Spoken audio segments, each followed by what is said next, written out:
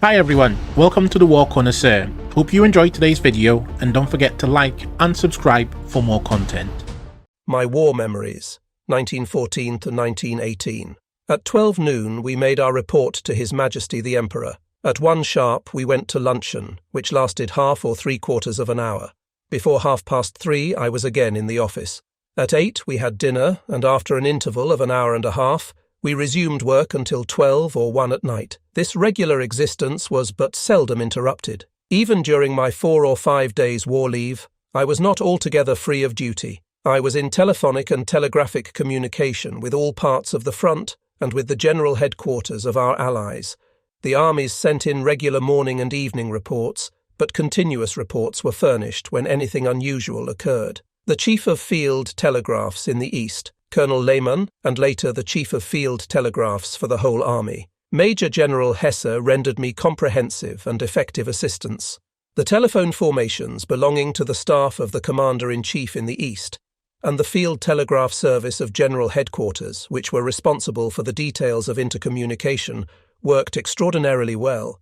On the one hand, it was necessary to obtain a clear idea of all events that took place on any part of the enormously extended fronts, but on the other, it was uncommonly difficult to feel the pulse of the fighting immediately. But it was absolutely essential that General Headquarters should be informed of all important events at once, as only too often the shortage of reserves obliged us to make immediate decisions of the very greatest importance. The work of commanding the troops, looking after the welfare of the army and maintaining fighting efficiency at home took precedence of everything else. Questions of future military and political policy were regarded as secondary.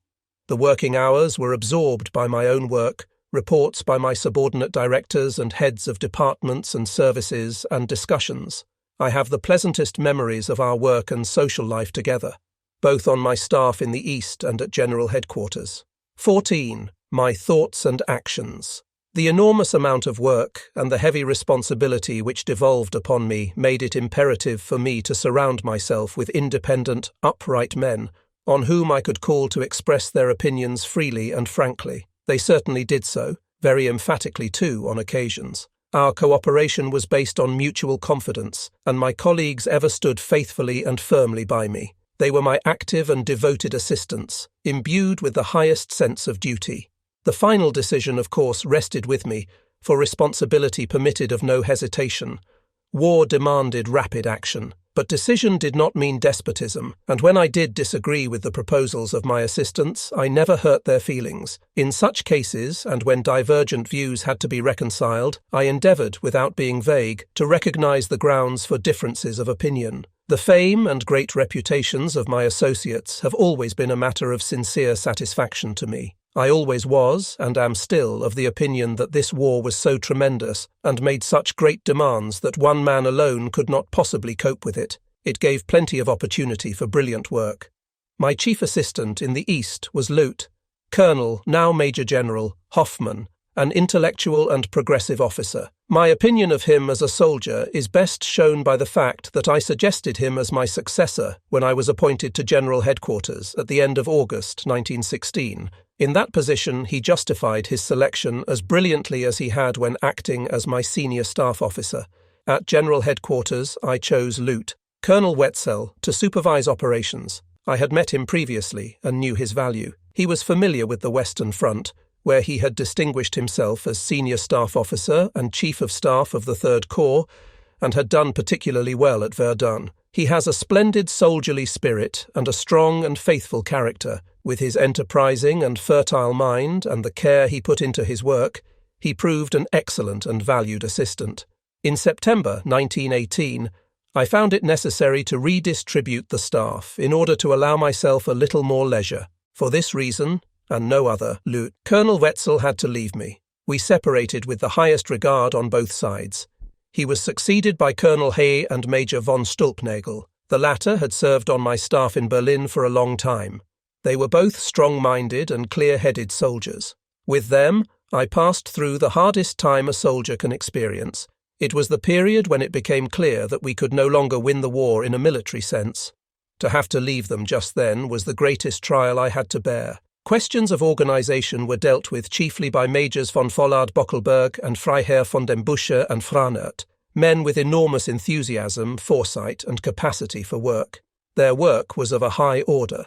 3 of my assistants came prominently before the public. This was due to the nature of their work. Colonel Bauer, a man of remarkable personality, shared my view that the foundations of ultimate success were to be sought in the war efficiency of the people at home, and did all he could to foster and increase it. He played a decisive part in developing the artillery.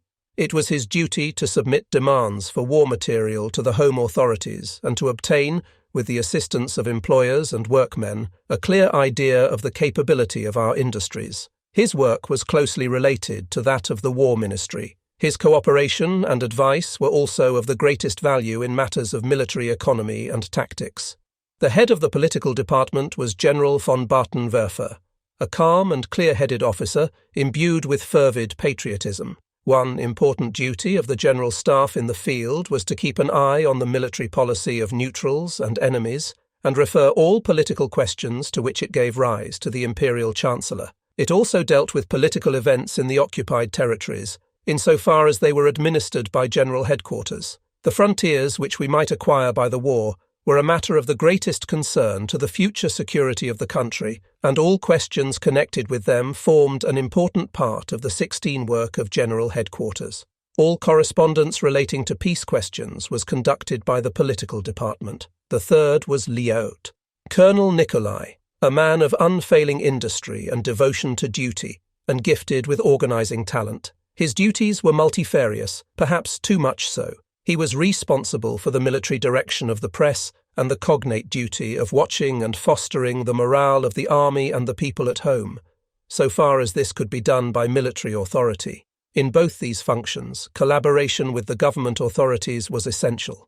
We were unsuccessful, and so, as we knew only too well, the direction of the press and the enlightenment of the public remained mere patchwork. The military censorship of the press was another of the functions of Colonel Nicolai and his subordinates. This is one of the necessary evils of war, and from its very nature satisfies nobody. I was very sorry that General Headquarters had to undertake this duty, but all other authorities refused to have anything to do with it, the other great branch of Lyaut. Colonel Nicolai's work consisted of the Secret Intelligence Service, prevention of spying, supervision of post, telegraph and telephone services, and the adoption of measures against industrial spying and sabotage. Lyaut. Colonel Nicolai's intelligence service was of the greatest value to General Headquarters. Uncertainty is of the very nature of war. Even the enemy, in spite of his far more extensive agencies, never knew our intentions. We always surprised him, except on the 15th July 1918, an occasion when we made things too easy for him. Major von Rauch, an experienced and careful staff officer, was at the head of the Foreign Armies section, whose duty it was to collect information about the enemy and make it available for the framing of our plans. He proved himself equal to his responsible task. In this direction also the General Staff did all that could reasonably be expected of it. On my staff there were many other faithful assistants, and I must more particularly specify Colonels von Tischewitz and von Mertz, Majors von Waldow, Krantz, von Harbow, Hoffmann, Bartenwerfer, Mutz, Captains Wever, Gabriel, Geyer, von Fischer-Treuenfeld, von Goslar, von Posek. There were many others. We all met together for meals, which were marked by peculiarly intimate and pleasant intercourse. The Field Marshal was fond of amusing stories and lively conversation. I used to join in, but liked to discuss service matters also. Of course, we took the greatest care not to mention anything connected with operations. We often had visitors, either at meals or only in the office.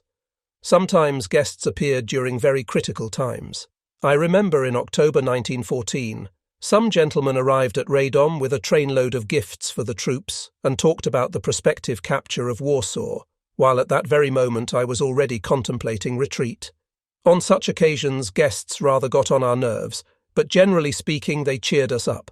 From officers of all arms and belonging to all the divisions on the front, we heard how things were going in the army, sometimes better than from long official reports. I attached the greatest importance to our keeping in close touch with the front, and received many hints which I always followed up. I was particularly fond of these military visits and greatly valued them. Often we had members of the government from Berlin and the states of the Empire.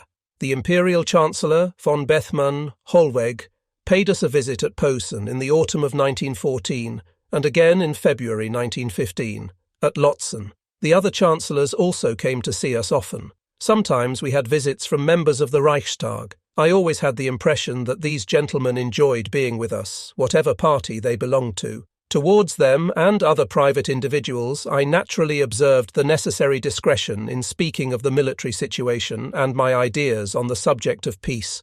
Representatives of industry, commerce, and the employers' and workmen's unions came occasionally and sat at our table. Neutral military attachés and military missions who were visiting the front, German and foreign reporters, representatives of the press, scientists and artists, all visited us at various times. At the table of the Commander-in-Chief in the East, representatives from all parts of East and West, Prussia were particularly frequent visitors. Many princes were our guests at various times. A visit from His Majesty the Emperor was, of course, a special honour. Even then conversation was unrestrained, and we felt that His Majesty liked to be with us. I was particularly pleased to have guests at meals, because it gave me an opportunity of bringing up various questions that required discussion. In this way, I saved time later for other military duties. The strength of will and foresight are needed for the command of the armies. But an intimate knowledge of the composition and organization of the mighty instrument is also necessary, and this can only be acquired and retained by unremitting work. There is yet another requirement, an understanding of the moral of one's own troops and of the peculiarities of the enemy. That cannot be acquired by work. It is, like so many other things, a matter of personality. The greater the task, the more important do these moral factors become. Confidence and faith in ultimate victory are the bonds which unite the leader and his troops. The group and army commands displayed initiative and understanding in assisting us in our extremely arduous task. We always maintained a constant interchange of views with them, although the final decision rested with us. General Headquarters had further to smooth out difficulties and to preserve a certain unity of view on the many matters which make up the life of an army.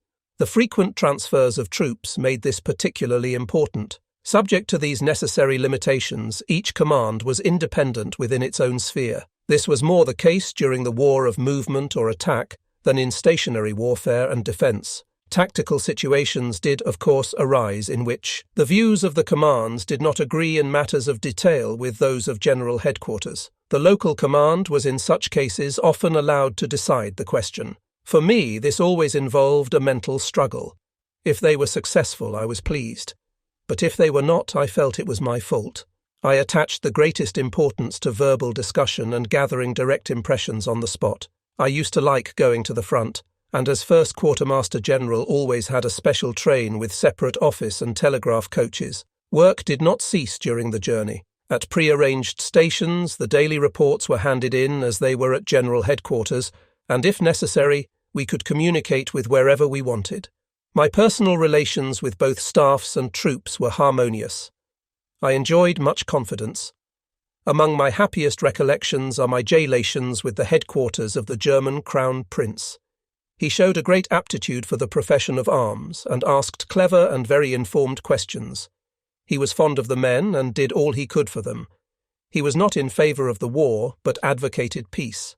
That is the truth, whatever others may say to the contrary. The Crown Prince always regretted that he had been insufficiently prepared for his future office as Emperor and took all possible pains to make good this deficiency. He once told me that he was worse off than a clerk in that respect. He drew up a memorandum on the subject, which he handed to his imperial father and the imperial chancellor. The Crown Prince was the victim of the false impression he produced. There was more in him than appeared on the surface. The chief of the staff of the German Crown Prince's army group, Colonel Count von der Schulenburg, a very clear-headed and energetic officer, always gave me sound and reliable support. I often visited the army group of Crown Prince Ruprecht of Bavaria also. His alert and uncommonly industrious chief of staff, General von Kuhl, was an acquaintance of long standing. I had more than one opportunity of admiring his calm self-possession, even in very serious situations. It would take too long to mention by name the other groups and armies. But I cannot omit a reference to General von Lossberg. This eminent officer and tactician often rendered the greatest assistance to the army and his country. His confidence in me afforded me special satisfaction. During my visits to the front, the various chiefs of staff explained the situation to me, in the presence of their army commanders. They always spoke as freely as if they had been officers at general headquarters. They knew I wanted to hear their real views and have a clear idea of the true situation, not a favourable report made to order. Sometimes the armies were instructed to report bare facts only, whether favourable or unfavourable. After the general statement, we would discuss matters, and the army commanders would join in, unless they had explained the situation themselves, an alternative which I particularly appreciated. As a rule, I used to extend my visit, and this enabled me to discuss every kind of question with the army commanders. My intercourse with the armies was not limited to the weekly journeys. Every morning I spoke on the telephone with the chiefs of staff of the armies and was admitted to their apprehensions and their hopes. They frequently had requests to subomit, and they knew that I would help them if I could. I have often had to give them encouragement, but I always felt that they went back to their heavy task with all the more confidence. At times one got a better and fairer general impression of the strategical and tactical situation from the office chair than one could on the spot, where personal impressions had so much greater influence. My conversations on the telephone had the object of collecting information. Only in cases of emergency did I issue orders on these occasions, and then they were always confirmed in writing to the headquarters concerned.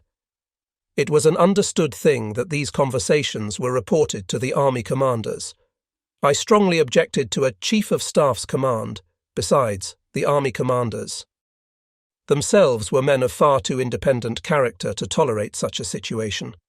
I did hear of cases where orders were given on the authority of general headquarters, which I would never have approved of. Whenever it occurred, I took strong measures. When I was unable to see for myself, General Headquarters dispatched officers of the General Staff to collect reports from the front or from Army Headquarters, so that we might obtain as clear a picture as possible of the situation on the spot. Changes in the personnel of the higher commands were unavoidable. They were submitted by the Army commands to the Chief of the Military Cabinet, in the case of the General Staff to the Chief of the General Staff. On occasions, General Headquarters suggested changes. This had to be done when it became necessary to have specially experienced officers at the most critical points. It was of advantage to the operations and particularly to the troops, as it saved many lives.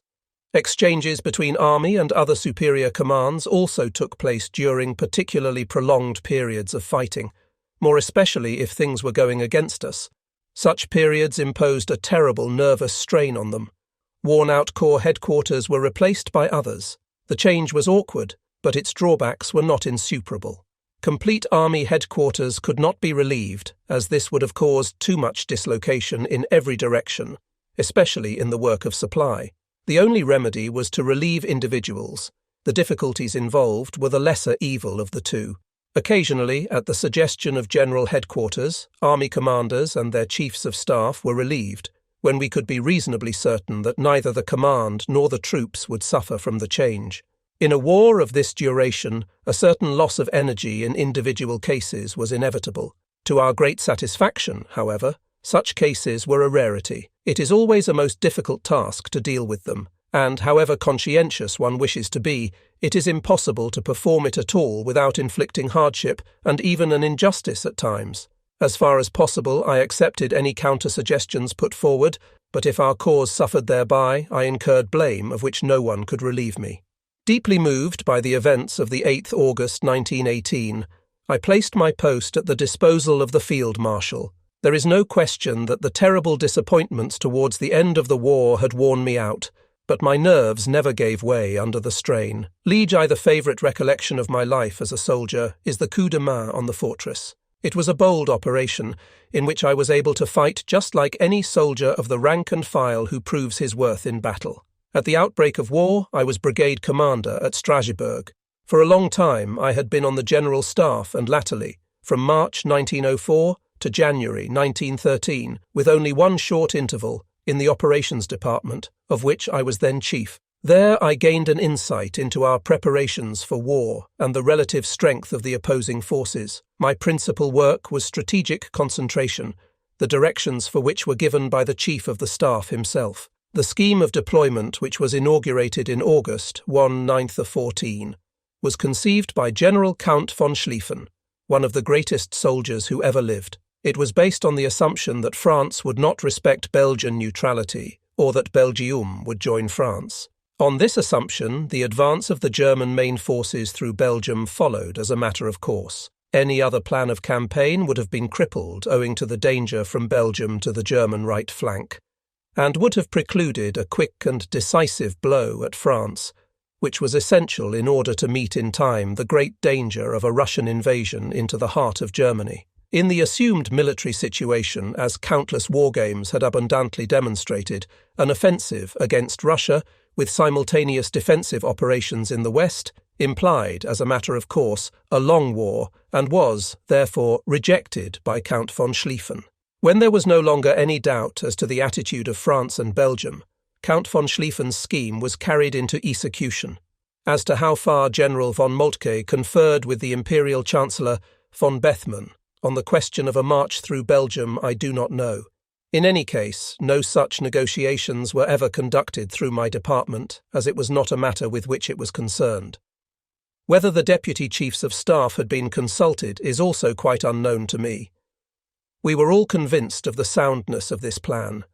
Nobody believed in Belgium's neutrality. In our unfavourable military-political position in the centre of Europe, surrounded by enemies, we had to reckon with foes greatly superior in numbers and prepare ourselves accordingly, if we did not wish to allow ourselves to be crushed. It was well known how Russia pressed for war and continually increased her army. She was intent on humbling Austria-Hungary once and for all, and becoming mistress of the Balkans. In France, the thought of revenge had revived with renewed vigour. The old German Reichsland was to become French again. Among many other events in France, the reinstatement of the 3 years compulsory service left no doubt of that country's intentions. England contemplated our economic ascendancy, our cheap labour, and our restless industry with distinct uneasiness. Moreover, Germany was the greatest land power in Europe, and at the same time had a good fleet in course of expansion. This is what made England fear for her world hegemony. The Anglo-Saxon felt his ancient supremacy threatened. The English government concentrated its fleet, which had had its base of operations until recently in the Mediterranean, in the North Sea and English Channel. Lloyd George's menacing speech on July 21, 191-1, threw a vivid and sudden light on England's intentions, which had hitherto been concealed with great skill. It became increasingly certain that war would be forced upon us, and that it would be a struggle the like of which the world had never seen. The fact that in non-military circles the probable strength of the enemy was underestimated constituted a real danger.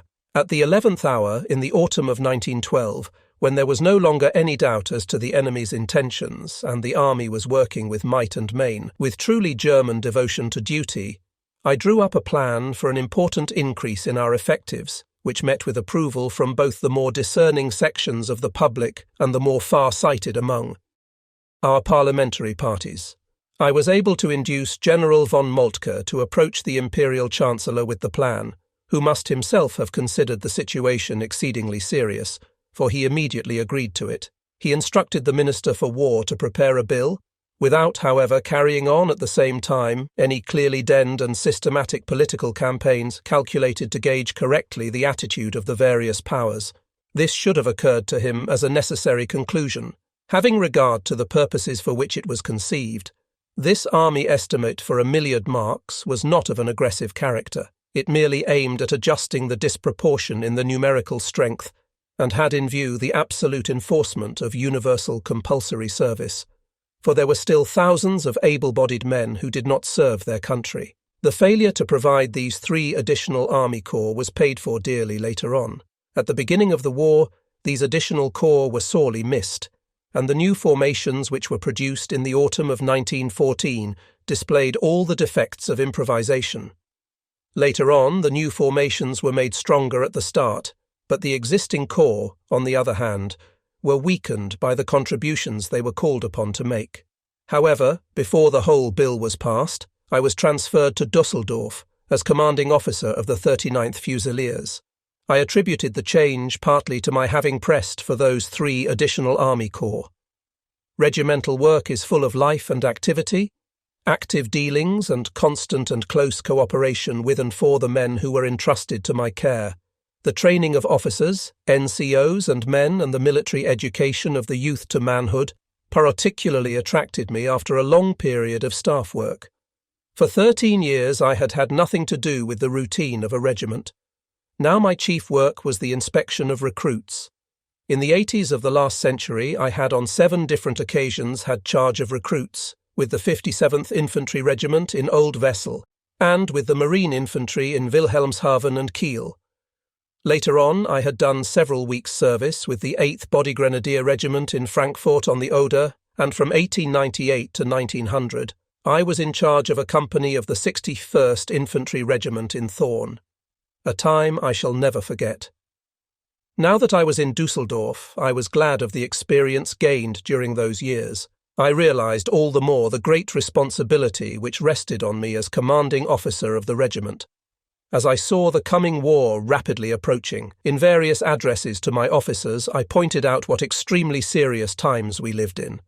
In the army I saw not only the assurance of Germany's safety and future, but also a guarantee of internal peace.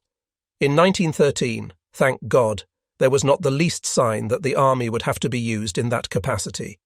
Discipline, to which officer and private alike were subjected, was, in my opinion, the only basis on which an army could be effectively trained for war. Such a training could only be acquired through long service. It is only what discipline makes second nature in a man that is lasting, and survives even the demoralizing impressions of the battlefield and the psychological changes wrought by a long campaign. It was our thorough discipline and training in peacetime which was to make up for our inferiority in numbers in the coming war.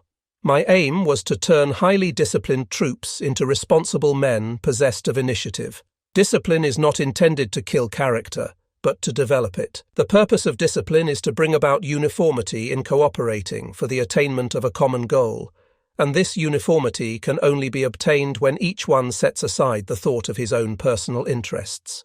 This common goal is victory. Words fail to describe the demands that are made of a soldier in battle. To go over the top, under enemy fire, is indeed an heroic act, but it is by no means the most difficult. How much resolution and readiness to shoulder responsibility is required of a man who either has to lead or send others to certain death. Those are acts the appalling nature of which no one can imagine who has not himself had to perform them. Besides the care of the men and the education of the non-commissioned officers, an education which was also calculated to assist them in their future callings, I attached the greatest importance to increasing the efficiency of the officers' corps and the training of the younger officers. While the personnel of the regular officers' corps is always the same, the officers of the reserve, the NCOs and men change continually. So the officers' corps is the mainspring of the army. The officers must therefore be thoroughly conversant with the army's great deeds and possess a comprehensive knowledge of their country's history. As it is expected of all men who have to lead others, nothing can be torn from its historical context without serious prejudice.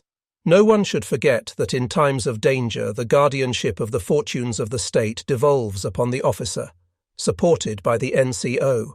This explains the exclusiveness of the officers' corps and their holding aloof from political life. I aimed at making my officers conversant with the conditions of modern warfare, and endeavoured to strengthen in them that self-assurance which is essential to the fulfilment of their difficult task, but must not develop into arrogance. I zealously devoted myself to the training and education of the regiment, and afterwards had the satisfaction of learning that it proved its worth in the face of the enemy.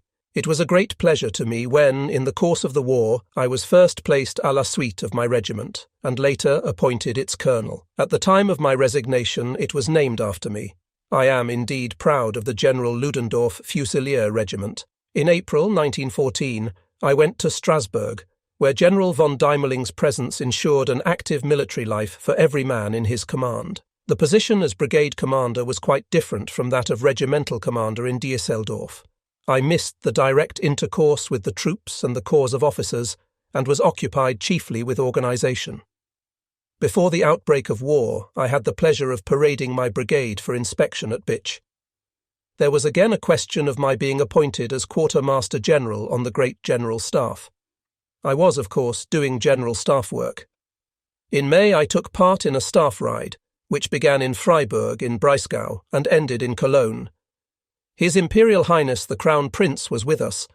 He devoted himself with great zeal to his work and showed both sound understanding of military affairs and insight into large-scale operations. In August, I had to conduct a so-called supply ride, in which the strategical plan for the supply of an army was examined. Austria-Hungary's note to Serbia at the end of July came as a shock to me in Strasbourg. Nobody could ignore its seriousness. War was soon a certainty. Diplomacy presented the German army with an extremely difficult task.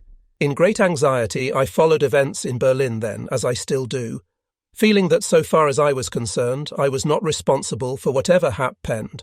That's it for today, everyone. Thanks for watching. See you soon. Stay tuned.